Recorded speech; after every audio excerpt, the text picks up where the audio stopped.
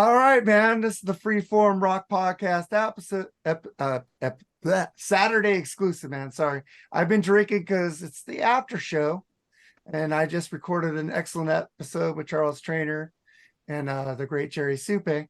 But they unfortunately can't be on here. So basically, what I'm going to do every week, I'm going to invite people to be on the after show. They can't be on. I want guests, man. I can't sit Cool. here and talk to myself, going blah blah blah blah blah blah blah blah blah. It's boring. That's why I had to get co-hosts for podcasts. Why I got Lee and other people. So I Cool. got the great Angie Rodriguez from Black Spinner Podcast, Hey guys, and I got Shane Paisley, the great Mooger Fooger, man. What's up, guys? not too much, man. Thanks for having me on. Yeah, man. It's cool, man. I just want to keep the content going, man. But uh you recently saw this guy live, Shane.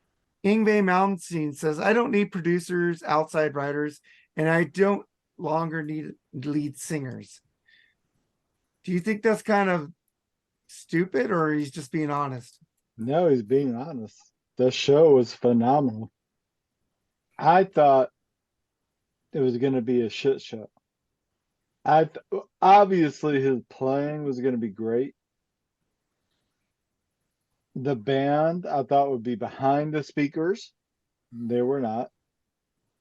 And his singing was not bad. I mean, if I got to give my review of the show, I'm going to give it a 9 out of 10. And Wow. the only reason it's a 9 is because there was probably 150 people there to see him. Was that the one where Glenn Hughes opened the show? The person opened the show, I could not remember if I tried. It wasn't Glenn Hughes That's kind doing of how Deep Purple? forgettable they were. But somebody from Enough's Enough was in the band. We got their picture, and it was all good. Did you send it to Aaron? What's that? Did you send it to Aaron? No. Ah. But Ingve came out and showed his prowess, and you could tell the band was holding their sight on him the entire time. Like, what is he going to switch into? What song is he going to go into? Those dudes deserve way much more than what they're probably earning, because they got to know the entire set list, because Ingve doesn't give a shit. He doesn't rehearse. He just goes from one song to the next. And you would have never known it with this band and him. It was amazing. It was a great show. And I walked out of there way better than I thought I would. I was like, oh my God, that was an amazing fucking show. I don't care if there was 150 people there. He'd played like there was 10,000 people there, and that's all I cared about. It was good stuff. Nice. Because I did buy his last album, Parabellum, and it was very underwhelming. So I was like, the guitar sounded good. His voice just grated on me. But do you have any thoughts on? I think he's just kind of throwing it out the wall these days to see what sticks. And he's got so many songs in a hopper, and who cares, and whatever. But live, he plays a pretty good greatest hits set list, and that band better keep up. Because if one of those persons steps out of line, you're probably gonna have to find your bus trip home the next day. Well, yeah. Interesting. There's a lot of guitar players that lead their own bands. That's how they run their band. I mean, that's what they want. I mean, that's how Frank Zappa was. Frank Zappa was cutthroat if you didn't do it right. Yeah. Right. Oh man. And then we got Steven Tyler, man. Do you guys ever think he's going to come back, or that's just it? Aerosmith is dead. Well, I would like to see them again, but 2024, and their health is already deteriorating. So I don't know if there really is going to be a tour in 2024, because this was surgery for his vocals. Is that correct? Yeah. Plus his was bleeding too. Yeah, that's not a good sign. And these guys are pushing at least 70, 75. And man, touring and going on stage takes a toll on your body. It really does. And, some guys just can't do it anymore. But bravo for everything that he has done since the early 70s, maybe even late 60s when Aerosmith was starting off.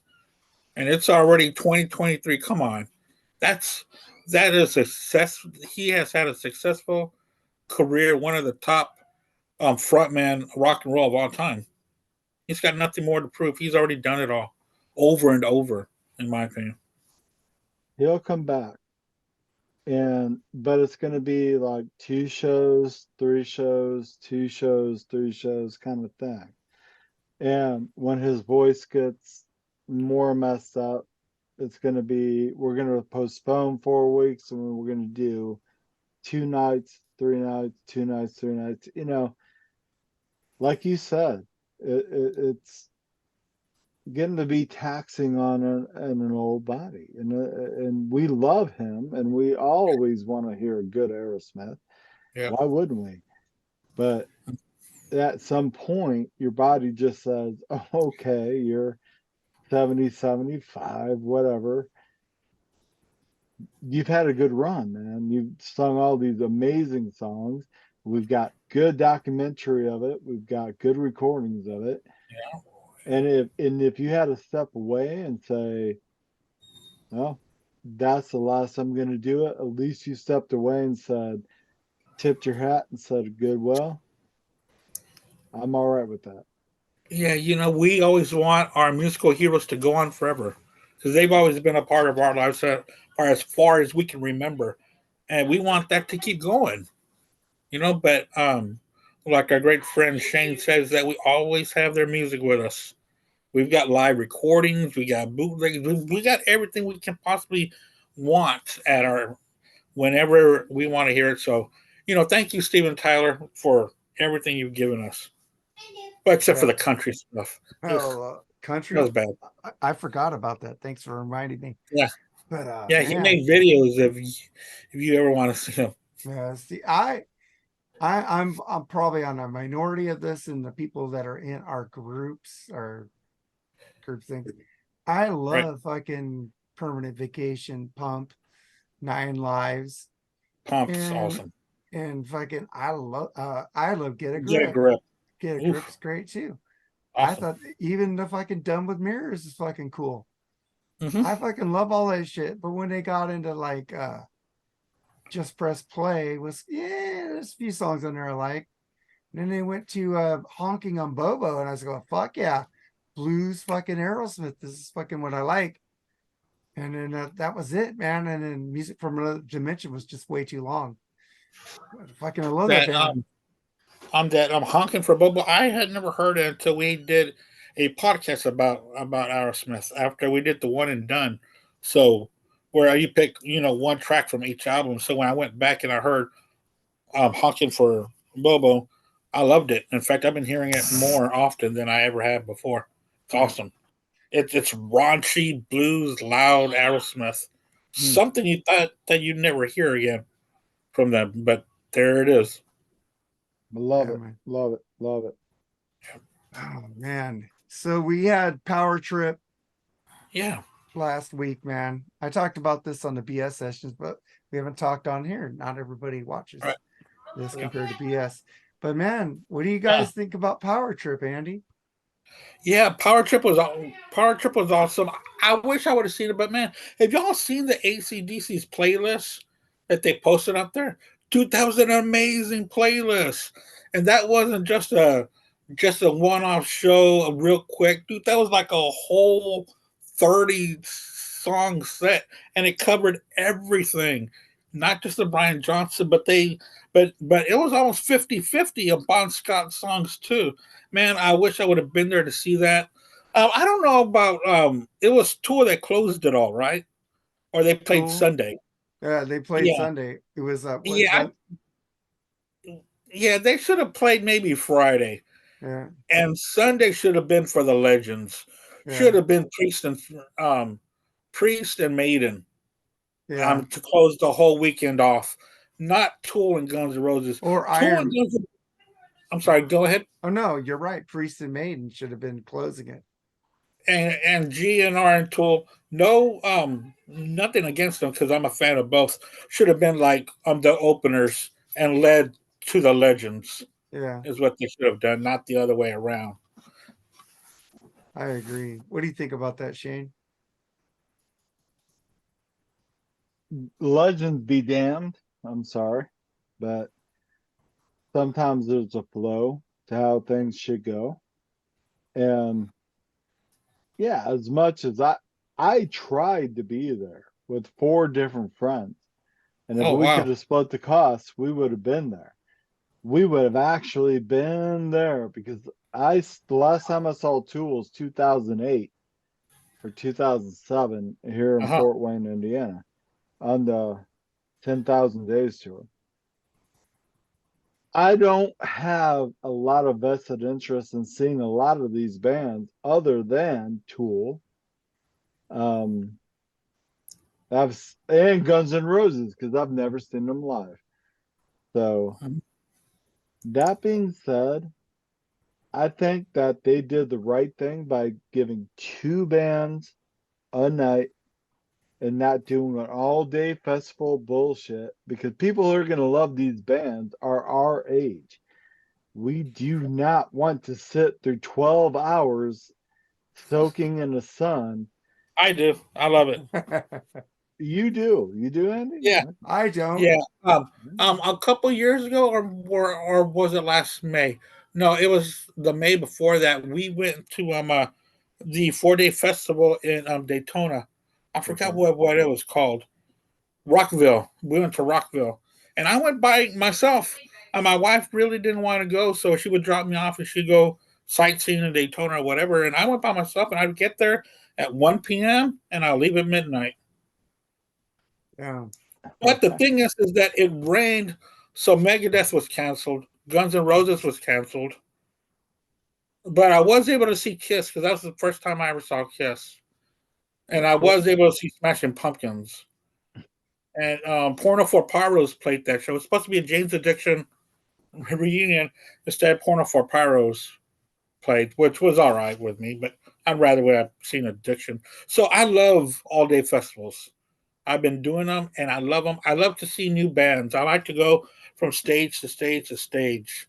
Also, who else was there? Um, Ian Scott's band with his wife, Motor Mother sister, Motor Mother. motor Yeah, sister, something. no, Motor Sister or Motor Motor Mother. sister. Yeah, motor Yeah, sister. with Pearl. Yeah. Yeah, yeah, I yeah, have that album. It's a great album. yeah. They played that show too, and also Phil Anselmo's band was there too. I forgot their names. Oh my god, I've seen them so many times. Down, Down. down. Down, which was a really good thing because they played a lot of Pantera tracks, and you can really see Phil Anselmo coming back because this was a few years ago. Of course, he's doing the Pantera thing, but it was cool to see someone that has had his problems with alcohol and drugs and his career being on the brink to you see him again, and I've seen Phil Anselmo so many different variations and times in his life. This last time I saw a couple years ago, the dude was freaking amazing. It was so good to see him come back from where he had been before. I So saw him Andy. opening for Metallica. He yeah, was fucking amazing. yeah, he is. He's got his groove back. Andy, I'm Yes, gonna Shane. I'm gonna agree with you that festivals give you such an opportunity to see so many different bands. Yeah, And love had it. I not had the Oz Fest in my youth, from like Hmm. I don't know, like 23 to 33 or whatever it was, Yep. I would never discover Seven Dust, Cold Chamber, um, so many other bands. I've never, you Uh, know what? I said this on Freeform that I've never saw an opening band that I never knew that I got to like yet. It's right. weird. I've never met a new band. Every time I see new bands, they sucked. Yeah. I've I never saw had. I Hmm? saw this one band at Ozfest, and they made one album and it was awesome. They remind me a lot of Rage Against the Machine. Their name was Shovel, Mhm. Oh yes, yes. Shuvel, and I've never heard anything from them again after that first album. But dude, they were so amazing. They were playing like a time slot, like maybe 3 o'clock on a Saturday. And dude, they were so awesome. And also another band that was with them was that Tommy Lee. I remember that Methods of Mayhem. Yes. Yeah. So yeah, the Ozfest. Well, these festivals bring in a whole large array of different kinds of bands, and I mean, I love them. And it sucks that they're starting to be, instead of touring around, they're starting to be just staying in one spot for like a weekend, and because when I saw Tool was in '97 for a Lollapalooza, and it was for the Enema tour, and it was them and Korn and Snoop Dogg and a bunch of others. But the thing is that that's when Lollapalooza was touring around the country, so it went around to everybody. Now it's That's just all. playing in I love the Chicago, right? fact, I Yeah, just love the fact that festivals give us so much access yeah, to bands we'd never even thought to listen to. hmm So I do love that. But what I'm saying about Power Trip yeah, is that I'm 50 fucking years old and I'm tired and I just want to see two bands that yeah, I love. And that was a really good thing for that festival. We're just going to do two bands, 2 nights, 3 nights in a row, and that's going to be it. And I've seen a lot of the YouTube footage from it. yeah. I'm sure you guys have too. Go for it. What do you think about it? What do you guys think about it? Oh God, dude. I was supposed to go to that, but I had my back injury. So out of work for 5 months. So we had a plan to go stay at our friend's house in Vegas and get tickets to see this because we had like, because I'm part of the YouTube fan club. They send me codes and shit. So I couldn't use it because we didn't have the money, man. I feel so neglected because that just looks like an experience. And I love that band so much. It's like I always get shit because I like Bono. I defend Bono because I think Bono's a great man. And all these stories about if you clap, somebody dies was fucking fake news, man. He never said that shit. You guys haters just make up anything. There's Kiss haters out there. They say shit about them, and 90% of the time they're right, but there's 10% that they're wrong. But most of this Bono shit is 100% fake. That Yeah, guy, you go into a bar, he go buy a round for everybody. He doesn't care. He just wants to help people left, right, middle, any color. He doesn't care what right. you are. If you could help him, he'll listen to you.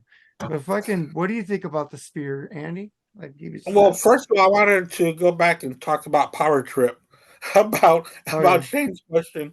So, so I have not been able to see most of the YouTube footage, but man, I can't wait to see that because I really wanted to go.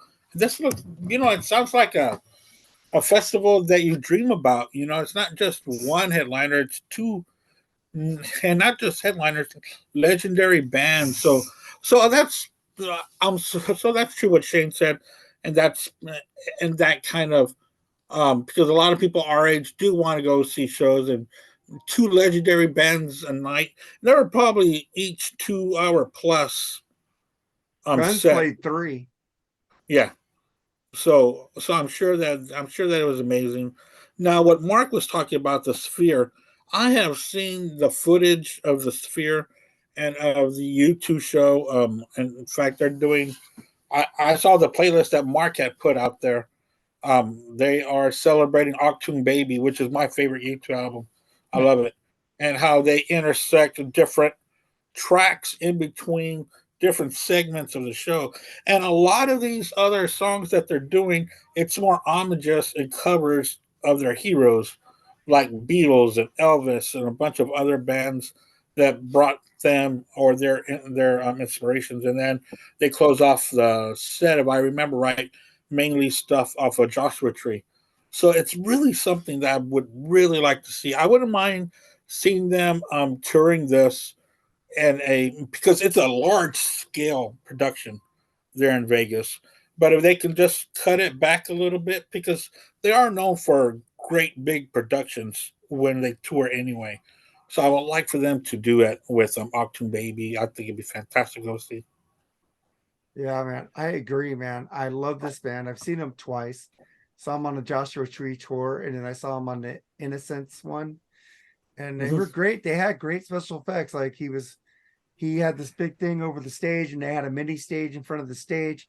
And he was walking through this while animation was going by him to the mini stage. He like got on the stairs on one side of the stage, came out of the other side of the stage, and the band joined him on a mini stage closer to the audience.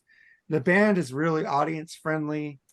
Bono Yeah. changed the lyrics for Israel in Pride, talking about early morning, October 7th, at that musical festival, mourning those people who got Yeah. killed by terrorists. Fucking that guy, he can make you cry. He can make a speech, and it's non-political. It's just him being a human. He's on the humanity. He isn't on a political side. And it just pisses me off that everybody thinks he's liberal or he's Republican. He's just Bono. He just gives his opinion on the subject, and it might be different from everybody else's. Because I've heard him say either liberal or conservative side, Yeah. because it depends on how he feels on different subjects, and I think that's the way it should be. Because I mean, I hate to get political, but one person cannot be just one whole way. There's got to be different ways of thinking, Yes. you know. So that's the way I've always been, because I've always jumped around on my voting because some I things are don't I different. don't I don't vote party, I vote common Never. sense. And Shane, person. your question, you too, man. What do you think of that? Myself, Yeah. I'm not I'm not a political dude. I'm as in the middle as you can possibly get. Yeah. So I just I just I'm kind just of like cry for what's going on, and I hate it. But I'm not Republican, I'm not conservative, and I'm not Democrat, and I'm not liberal. So hate me. Common sense, man. Mhm. You just need common I'm a sense. common sense dude. Yeah. Yeah. I'm What do you not think about the political. I'm like, whatever makes sense, whatever is for the good, I'm for. I'm just not gonna, I do not apply to either party. So what do you that's the think most about the show? political I'm ever gonna get on here. What do you think about the show that you two put on now? The who? You too. Your question. You asked us about it and you didn't give us your thoughts. What's that? The U2 show in Vegas. The He never Vegas? he, he never asked about you two. He was talking about Power Trip. Oh, You're the Power one Trip. that answered. And then Oh, no, I and thought then he you asked answered, about U2 in Vegas. we talked about Power Trip. Oh, Power Trip. My Well, bad. U2 in Vegas, I think is awesome because I love U2. So My Yeah. bad. See, this is what happens when you don't have a script. No, no, it's going very fine. It's going very Oh fine. man. but But this is what happens when we all love each other on this call. yeah. But like man, it's just sad to see all our older bands passing around. I know there's a lot of good newer bands, but they don't get to play. I'm just hoping like these modern television producers will keep interjecting new music into it because old music got it with Metallica with Stranger Things. And that was cool. That new kid said, "What is this Metallica?" It just blew my mind. Master of Puppets rules. Thank you. Don't have to be a gatekeeper. I welcome everybody into my way of thinking. I don't care what age you are. That makes me happy. What do you guys think? Is there hope for rock music in the future, Andy? I think rock music will always live because it's so damn good, and it'll find different generations. But when it comes to new rock, it's not that it's bad, but it'll never have the popularity that it had when we were growing up. You know the, I don't think there'll ever be another album period that's going to be a worldwide smash like we've known so many. I just don't see that happening anymore. Kids today, I've they care more about video games and other things besides music. When we were teenagers and our hobby was music, I don't think that's the hobbies of these younger crowd of this generation. They're more into TikTok and really quick gratification and stuff like that. When we were, we would sit down and listen to albums when we were teenagers with our friends, outside our houses or the backyard with a boombox and a couple of cokes and just hang out. And people don't do that anymore. And I think it's got a lot to do. I'm sorry if I'm rambling. A lot to do with social media. People don't hang out with each other anymore. They're always stuck with their phones. You can see a pack of people or like friends, and they're all on their phones instead of talking to the people next to them.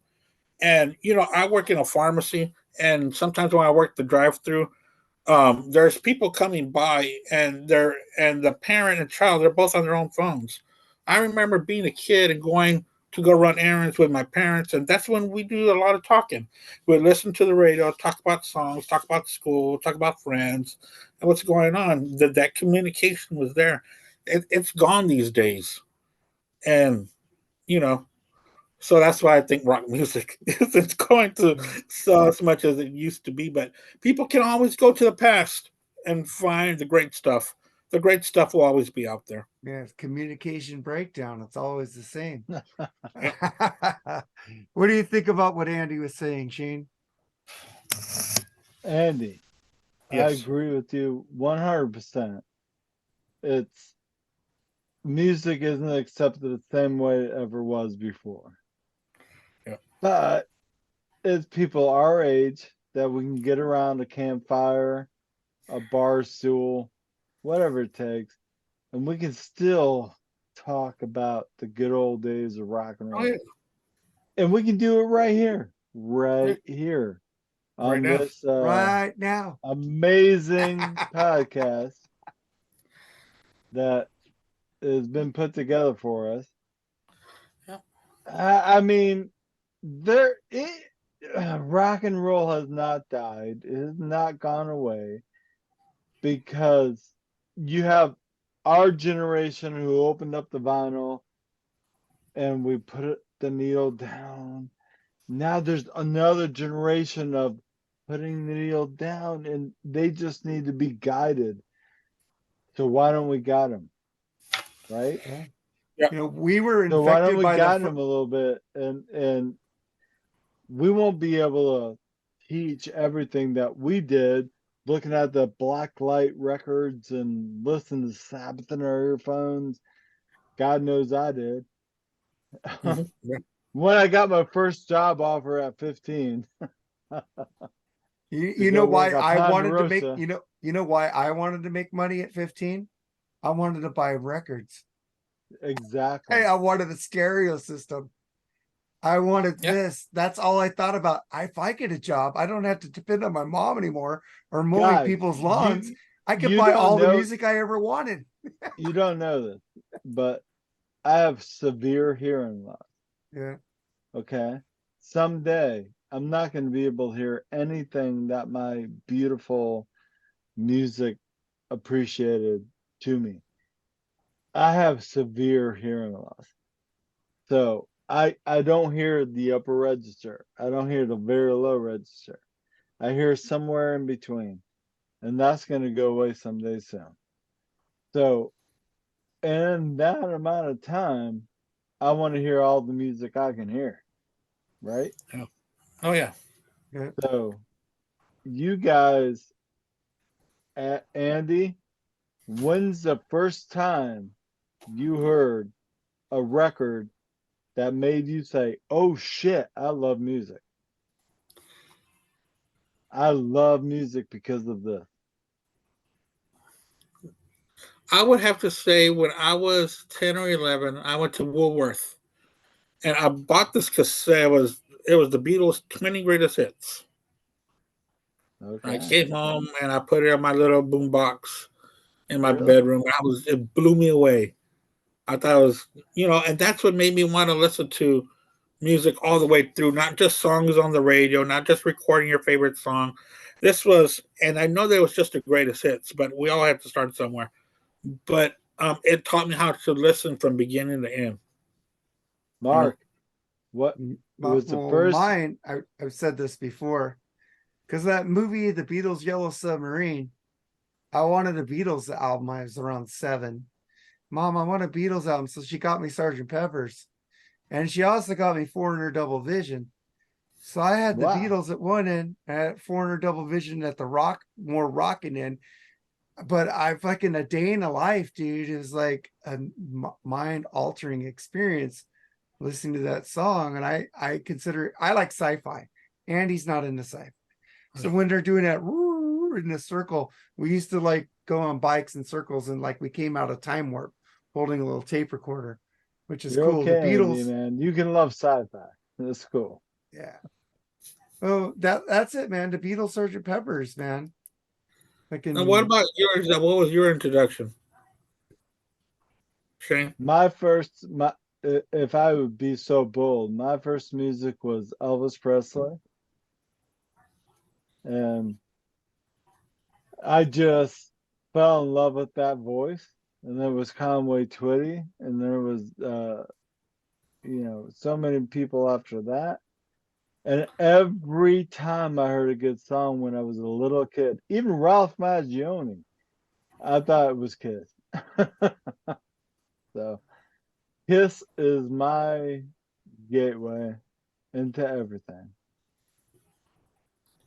Well, like most of the people in our circle, it's like I don't understand the Kiss fanaticism. I like their music, but it's not, they're not even in my top 50. You know what I'm saying? But you guys, it's like right there, it's hugging you. And that's cool. You know, that's like the Beatles and Foreigner to me. Because I'll argue with Foreigner and Andy all the time because I love them so much. But and But to me, we they're love you. No one should hate over their influence. No one should hate ever. I like Wham. That's why I just asked you guys, what was your first section into it? Mine was Kiss. Mine was not Kiss. Mine was Elvis Presley. And I was, oh my God, this guy's rock and roll. And then I started pulling my dad's vinyl out. And then all of a sudden I found Final Double. I watched his movies a lot and I liked him, but I didn't have a first thing that I could put in myself till the Beatles. I did love Elvis also. Double Kissing Platinum. Cousins. It was the first time I pulled out from my dad, and I put it on, and I was like, okay. The first time I owned those first 3 or 4 records was in the 80s, and they had codes on. So Yeah, man. I used to get a lot of albums in the 80s from Columbia House. Mark. Mark. This might surprise you, but when y'all were doing that Kiss show, I said, I wonder how many Kiss albums that I have. I've got everything but almost like 4 or 5. Oh wow! Yeah, everything else I have. Yeah, everything else I have either on cassette, vinyl, or CD. And you're going through listening to all your records, man. You're gonna be listening to Kiss and the K's. Yeah. I'm gonna be listening. In fact, I'm about to hit the Beatles here in a couple of albums. Heaven. That's heaven, though. I'm gonna be there for a month, like I really am. Yeah, I'm about. Have you seen the Disney documentary "If These Walls Can Sing"? It's all about Abbey Road. Yeah, Oasis and all those bands that recorded in there. The Beatles. Oh, it's at the Abbey Road studio. Yeah, it's a good one. Legendary. It's all about Abbey Road. It's not just about the Beatles. It's about everyone who came through the doors. All the different albums Artists. that are recorded there. Yep. Yeah. It's really good. Studio 1, 2, and 3 made history. Man, imagine a lot of orchestra movie scores in there too. So, oh, really? Oh, yeah. Are you guys Beatles fans or no? Yeah. Yeah. They're my favorite band of all time. Yeah, me too. Them and Rush tied. But man, I would like to thank you guys for coming on here tonight. I'm gonna go see the Blue Oyster Cult at a swap meet. Is that tonight? Yeah, it's tonight. I'm gonna go see them. Awesome, dude. So after put this video up, I'm gonna go take a shower and start getting ready. That's why I Awesome. wasn't drinking during this episode, because I drink during the podcast. I got to drive. So Okay. don't drink and drive out there, kids. It's not good. I did smoke some weed. Thank you guys for being on here, man. And Mark Farner is going to be playing with his Grand Funk Railroad. That's Is gonna be he pretty cool. really? Yeah.